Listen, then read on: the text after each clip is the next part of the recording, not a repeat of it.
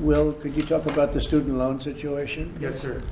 So later this afternoon, we're going to have prepared for your signature an executive order dealing with the Public Service Loan Forgiveness Program. This is a program that's designed to expedite basically the conclusion of payments on student loans for people who have taken out federally backed student loans. The problem, though, is that a lot of these people work for NGO organizations, for nonprofit organizations that engage in illegal or what we would consider to be improper activities, supporting, for example, illegal immigration or foreign terrorist organizations or otherwise law-breaking activities. So this executive order will direct your Department of Education and Department of the Treasury to basically bring about modifications to the Public Service Loan Forgiveness Program in order to ensure that people who are engaged in these sorts of activities can't benefit from a program that's really not intended to support those sorts of things. And what are the consequences if they are not good?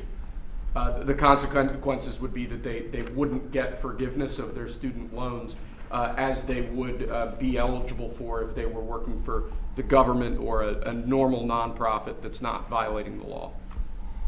All right. Any questions on that? Anybody have any questions? So we'll talk about the manufacturing turnaround, and it's been very early, but it's pretty significant. The numbers were much better, as you know, than projected by the media, and a little surprising, actually, how strong, how fast, because we have many companies are moving into our country. As you probably know, it's a statistic that everyone talks about, but nobody seems to have done much about. Since the beginning of NAFTA, there's been 90,000 plants and factories closed in this country. Think of that. 90,000 plants and factories have been closed in this country. Many of them have been car manufacturing plants. And that's a terrible statistic, and we'll be turning that around. You're going to see it already. We already have numerous that are being built or starting to be built, and numerous that were being built in other countries, and they stopped, and they're coming here now because of the tariffs. And that's a big deal. That's what you want to hear.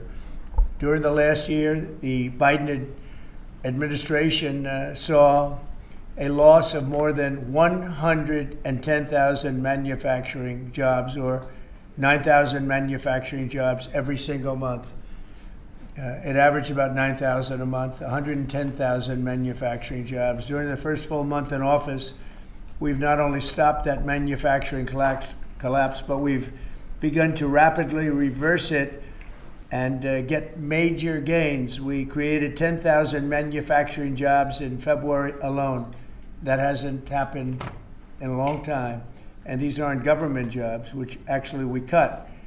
These are private sector manufacturing jobs. So we gained all of those jobs, 10,000 jobs, and we barely started yet. That's a very unusual number. People are surprised by it. I'm even a little surprised. On auto jobs, we created almost 9,000 new jobs in the auto production field. And the reason for that is largely they think things are happening, so they're already geared up. In some cases, they had rooms in their plants, or they had empty plants that they were able to put into use quickly because they see, because of the tariffs, they don't want to be dealing with other places, and they don't want to go back and forth and around and through the borders and across Mexico border and Canada border and all that. They want to have the jobs in one location. And they've had space, and if they had space, they were able to create the jobs almost immediately. In some cases, they'll be building plants to take care of those jobs. So we created 9,000 new jobs already in the auto production, auto parts manufacturing. So we want the auto parts ideally, and I think from a simplicity standpoint too, to be built and made in the United States. It's in a single month. That all took place in a single month, 9,000 new auto jobs. You haven't heard that in a long time.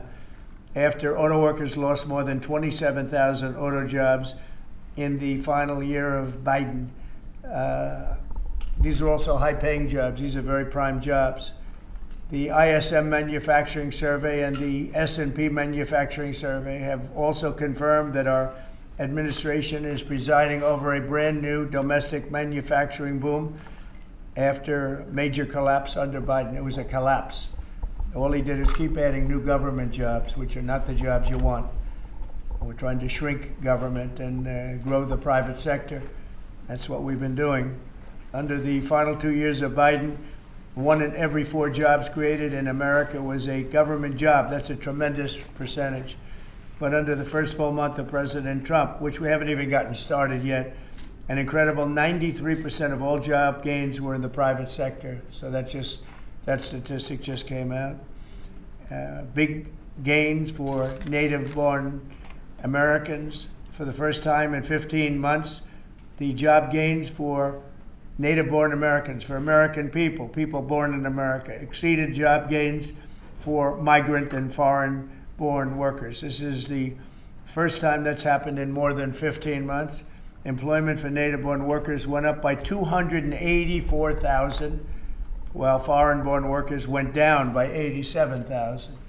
Now, you've heard the same stat where foreign workers were taking up all the jobs or almost all the jobs. In some cases, literally all of the jobs. And now it's 284,000 native-born jobs here, people born in our country, 284,000, while foreign-born workers went down by 87,000. First time that's happened in a long time.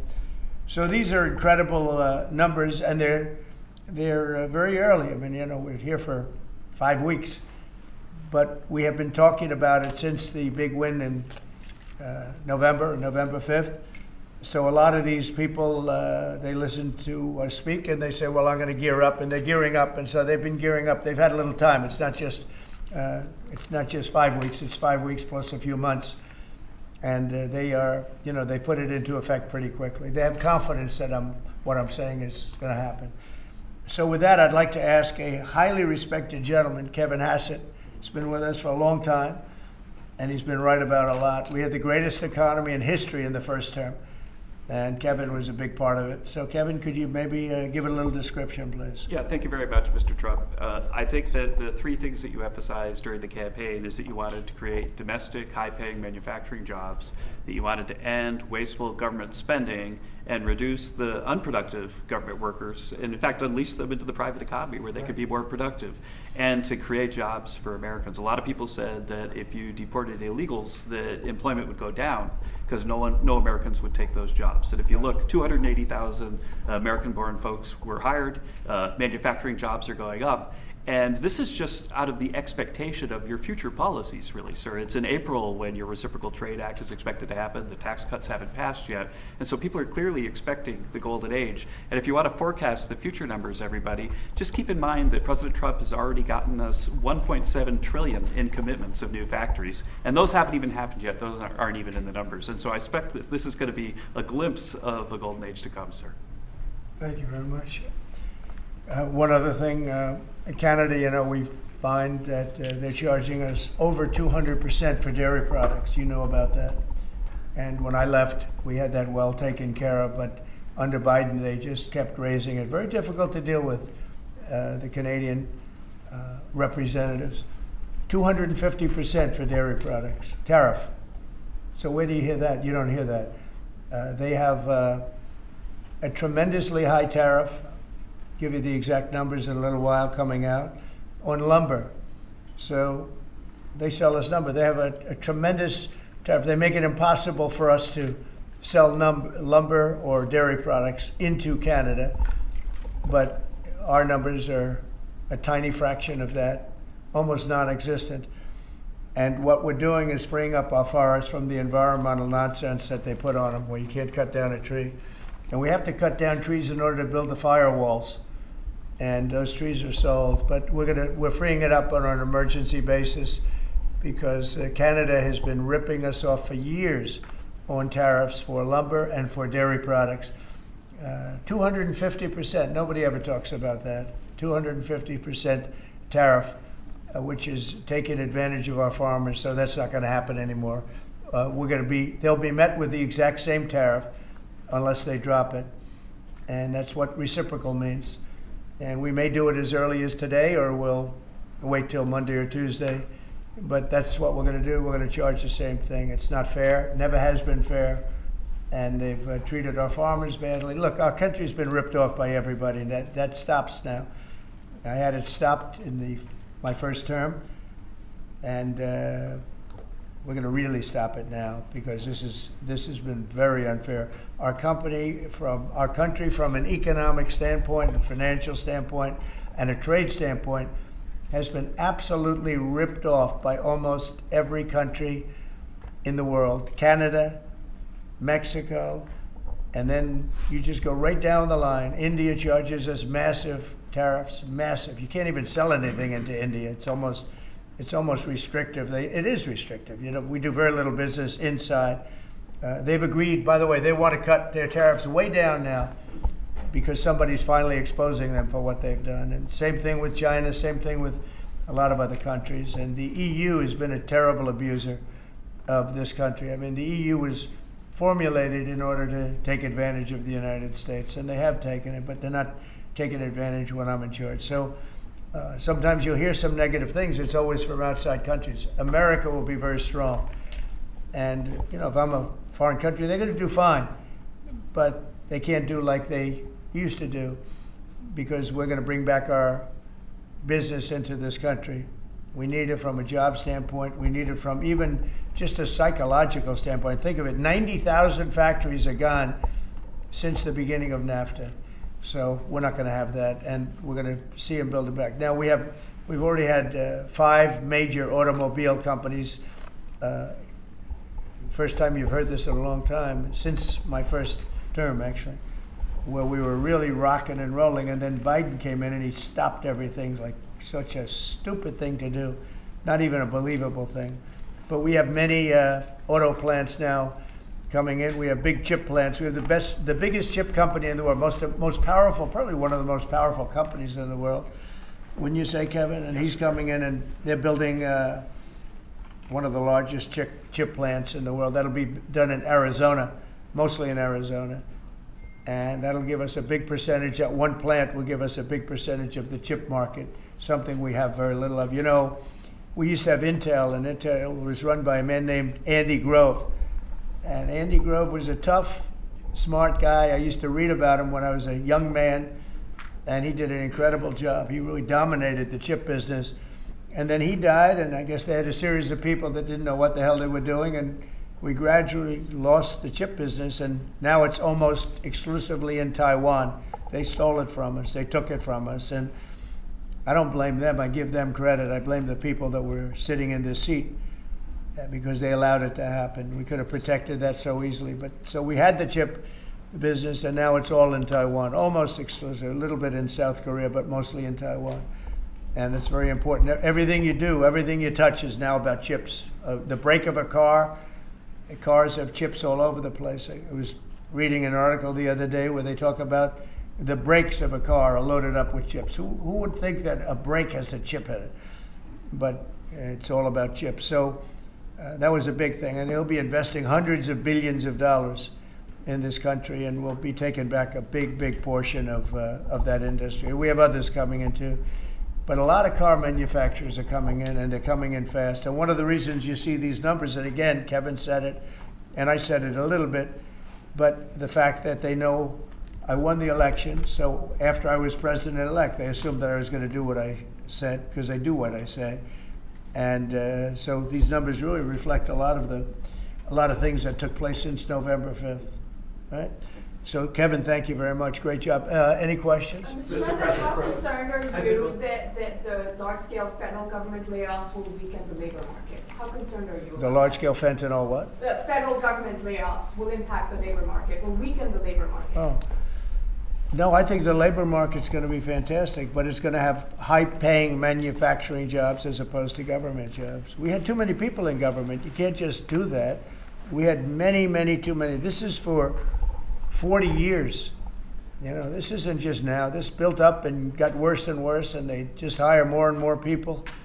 You look at Department of Education, it seems like so many buildings I ride by, it says Department of Education. They're all over the place. And we don't even want it. We want the education to be given by the states. It'll be much better. It'll move us to the top of the list from the bottom of the list. and actually save us money. But not, it's too important to even talk about them. It'll save us a lot of money, but we don't want that. We want education to be given. So you go to Iowa and Indiana and Idaho and all these places that are so well run. They're going to be producing education that will be the equivalent of, like Denmark is one, and Norway, Sweden.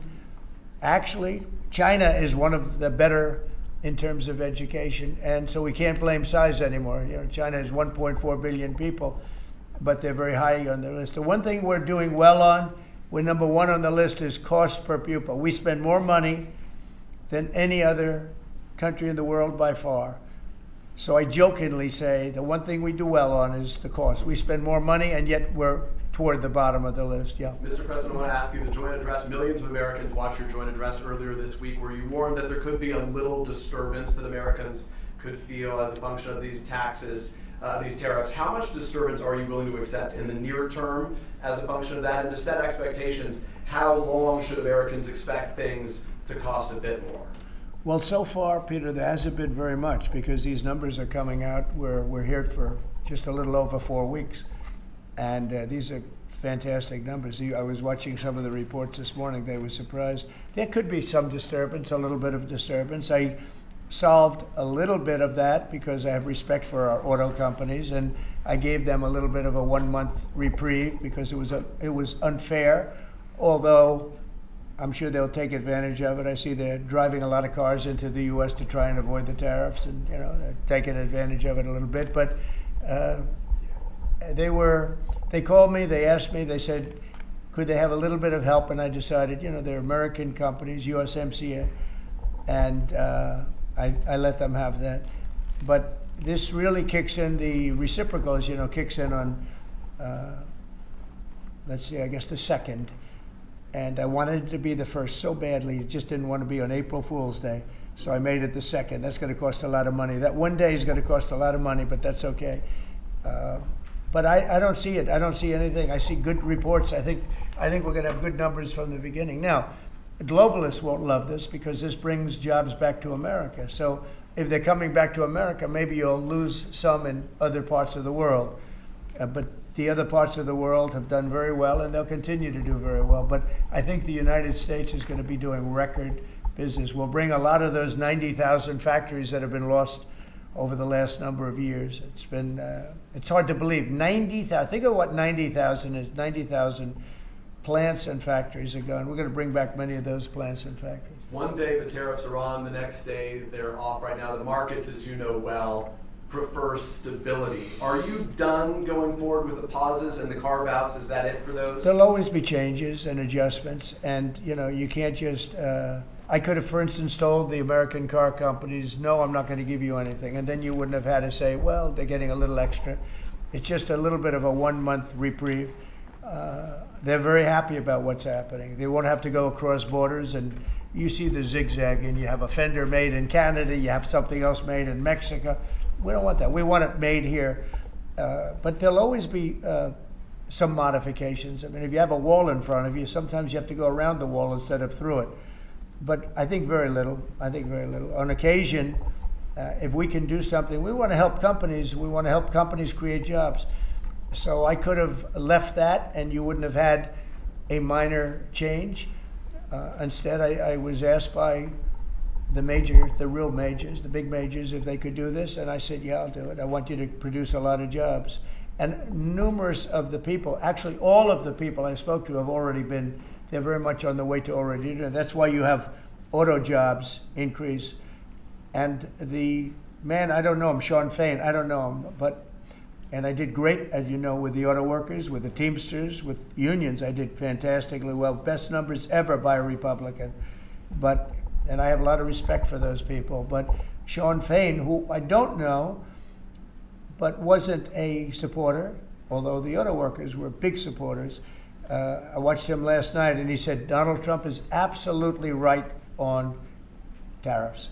He said, what he's doing on tariffs is an incredible thing. And it's about time somebody had the guts to do it, because we're going to save auto manufacturing. And I said to people when I was campaigning, you're going to have so many auto jobs, you're not going to believe what's going to happen. We're going to load up Michigan. I won the state of Michigan, as you know. And part of the reason I won it was I got a lot of auto workers that voted for me, Detroit, etc. But I think people are going to be very surprised. Yes. Thank you, Mr. President. You mentioned in your remarks chips manufacturing, how a significant percentage is now in Taiwan. You also mentioned it in your address to Congress, and you called on Congress to overturn the CHIPS Act, which had bipartisan support in the last Congress. Why would you like to see this particular law overturned, Mr. President? Because it's hundreds of billions of dollars and it's just a waste of money.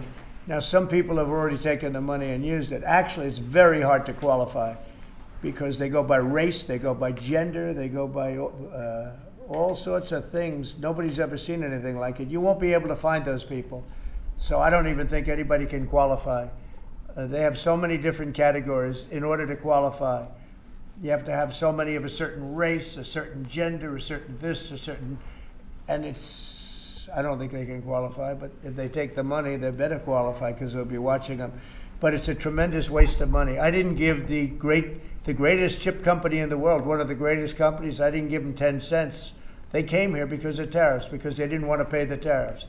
And they also came here because they like the results of the election, because they know that I'm very pro-business and pro-jobs. I mean, I'm pro-business, not for business sake. I'm pro-business because of jobs, because business is producing the jobs. Okay? Mr. President, President, on Russia, if I may, President Putin is bombing Ukraine. Yeah. Do you still believe him when he tells you that he wants peace?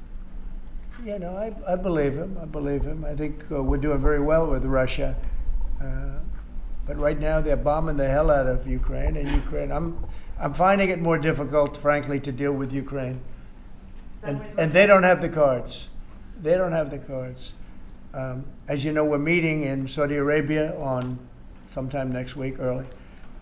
And we're talking, I find that in terms of getting a final settlement, it may be easier dealing with Russia, which is surprising because they have all the cards. I mean, they're bombing the hell out of them right now.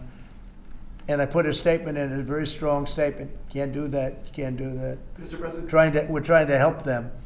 And Ukraine has to get on the ball and get a job done. Michael, could you come up here? I see Michael back there. Good, I'm glad. He's traveling all over the world. I just saw him come in the door. Could you give a little definition of what's going on, please? Sure. Well, the president has been crystal clear, and he's been clear to all sides. The fighting has to stop. Both sides need to get to the table. We had a good engagement.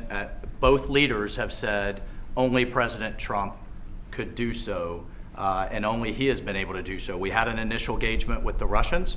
The Ukrainians had a great opportunity to bind our economies together through that mineral deal. Unfortunately, that didn't go so well, but we think we're going to get things back on track. Secretary Rubio, myself and Ukrainian delegation will be meeting in Saudi Arabia next week to get these talks back on track, get a ceasefire in place, and drive peace home under President Trump's leadership. President, you put out I think both parties want to settle. I think if I wasn't president, this war would have had no chance of settlement, zero chance. But I think we're going to get it settled and stopped. We got to stop. They're losing on average 2,000 soldiers a week. That's a lot of soldiers. Do you agree, Peter? It's a lot of soldiers on both sides, I agree. Do you, Mr. President, think that Vladimir Putin is taking advantage of the U.S. pause right now on intelligence and military aid to Ukraine? No, I actually think he's doing what anybody else would do. I think he wants to get it stopped and settled, and I think he's hitting them harder than he's been hitting them. And I think probably anybody in that position would be doing that right now. He wants to get it ended, and I think Ukraine wants to get it ended, but I don't see, it's crazy. They're taking tremendous punishment. I don't quite get it, but I suspect, Michael, he probably wants to get it ended. He does, Mr. President. The Russians are taking incredible losses on the front. As the president has They both said, are. this is a meat grinder of people, of material, of national treasure, and no one else has any solutions except to let this war continue forever. But I'll add, the president has had multiple conversations and a visit from President Macron of France, Prime Minister Starmer of the United Kingdom. We have the NATO Secretary General coming next week. We have this meeting with the Ukrainians. We've had it with the Russians. All of this in the president's first month in his leadership. We will engage in the shuttle diplomacy, and we will continue to use his leadership and what leverage we have to get both sides of the peace table. It's not going to be easy, but President Trump. This war should have never happened. It would have never happened if I were president, but it did happen. So a lot of other things shouldn't have happened too. We shouldn't have 21 million people pouring into our country through open borders, many of whom are criminals, very bad criminals, including murderers, thousands of murderers. Many killed, far more than one person, and they're roaming our streets. But Tom Homan and Kristi Noem are doing an incredible job, and we're getting them out of here. And we'll get them out. We'll get them all out. But all these things shouldn't have happened. We shouldn't have inflation. We shouldn't have had this horrible inflation where the prices have gone up. Look at eggs. So we're doing a good job. We're doing a good Mr. job. President, in regards to the pause on military assistance to Ukraine, you put out on your social media post today that Russia is pounding Ukraine. That's right. Why not provide Ukraine with air defenses? And what happens, Mr. President, when Ukraine runs out of Well, the because Patriot missile yeah, batteries? good question. Because I have to know that they want to settle. I don't know that they want to settle. If they don't want to settle, we're out of there because we want them to settle. And I'm doing it to stop death, more important than anything else. Secondarily, way down the line is the money. So we're in for $350 billion, and Europe is in for $100 billion. They should be in for the same or more than us. And, you know, I watched over the last week or so what's going on in Europe. This thing could end up in World War III if we don't get it settled. This could really end up in a World War III. We got to get it settled. So on Iran, how confident are you that the Iranians will negotiate with you? And is Israel on board with this outreach? Yeah, I saw the hostages the other day. They came in, people that were not young, some young and some older, much older. And they gave, it was hard for them to do it actually. They gave statements as to what happened. I was asking, what happened? How was it? I said, did you see anybody in there that was kind, like out of the hundreds of people that you were seeing, Hamas? Did some of them wink at you and say, don't worry, you're going to be okay, or give you a piece of bread, or no? I said, were there any people that were like kind? I was shocked. The answer was nobody. There was nobody. Just the opposite. They'd be slapped and punched. One man broke his ribs. He couldn't breathe for a month. It was brutal. I was so surprised. Could you think there'd be a couple of people that would be kind, that would say, you're going to be okay, but they had none of that. It's pretty amazing. Brian? Thank you, Mr. President. He's a kind person. Well, according to Although everyone, not to Zelensky, he wasn't. Well, you know what, that's another But to Trump, he's conversation. been good. Yeah. Go ahead, Brian. Nice tie, by the way. Thank you. We, Thank you. I coordinated. like yours too. Two questions.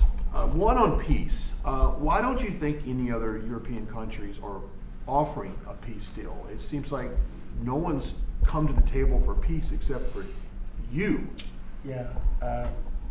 It's a very good question. Sometimes questions aren't answerable. They're in a very unusual position. They don't know how to end the war. I think I do know how to end the war. Despite the Russia hoax, I've always had a good relationship with Putin. And, you know, he wants to end the war.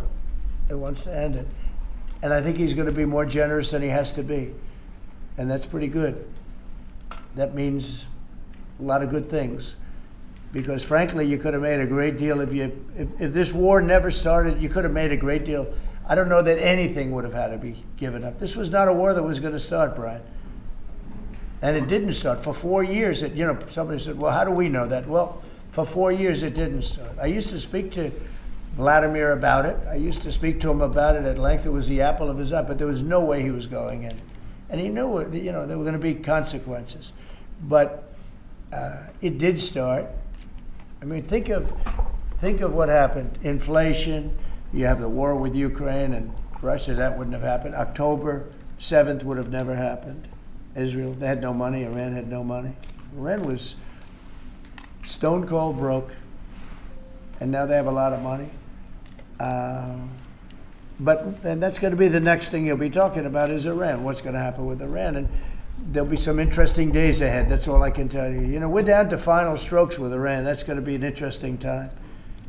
And we'll see what happens. But we're down to the final moments.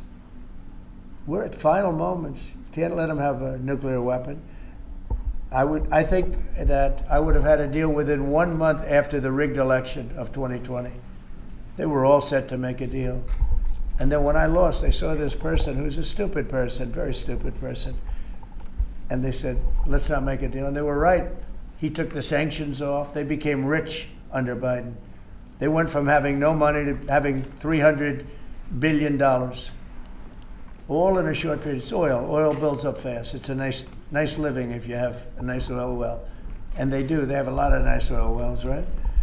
So anyway, it's going to be a big thing. It's an interesting time in the history of the world. But we have a situation with Iran that something's going to happen very soon. Very, very soon. You'll be talking about that pretty soon, I guess. And hopefully we can have a peace deal. You know, I'm not speaking out of strength or weakness. I'm just saying I'd rather see a peace deal than the other. But the other will solve the problem. Mr. President, your allies are calling on you to pardon Derek Chauvin. Are you considering pardoning Derek Chauvin? No, I haven't even heard about it. No. Mr. President, on peace. I haven't heard that. In the first term, you may recall, I broke the news that you were nominated for the Nobel Peace Prize. And the reason for that was the work that you led on the Abraham Accords. I spoke yesterday with the member of parliament, the Norwegian parliament, that nominated you. And he said what the Nobel Committee is looking for from you, Mr. President, is security guarantees for Ukraine. Is that a possibility, Mr. President? So before I even think about that, I want to settle the war, get it finished. Because if I'm not here, nobody's going to settle it. And President Macron has said that, and everybody said that, the prime ministers and presidents. We're pushing very hard. That's all I'm thinking about now. As far as the question about security later, that's the easy part. The hard part is getting it settled. We got to get them. We're losing 2,000 human beings every week. More than that, actually. 2,000 nice, young, although they're getting older because they're drafting much older now. In the case of one country, much older, because a lot of the young people have been killed. It's very sad, and I'd like to see if I could stop that. And I'd like to also see if we could stop making these massive payments from the United States. I mean, Biden gave away money like it was water, with no anything, got nothing for it. Europe did it in the form of a loan. They get their money back, we don't. So that's how we came up with the rare earth deal.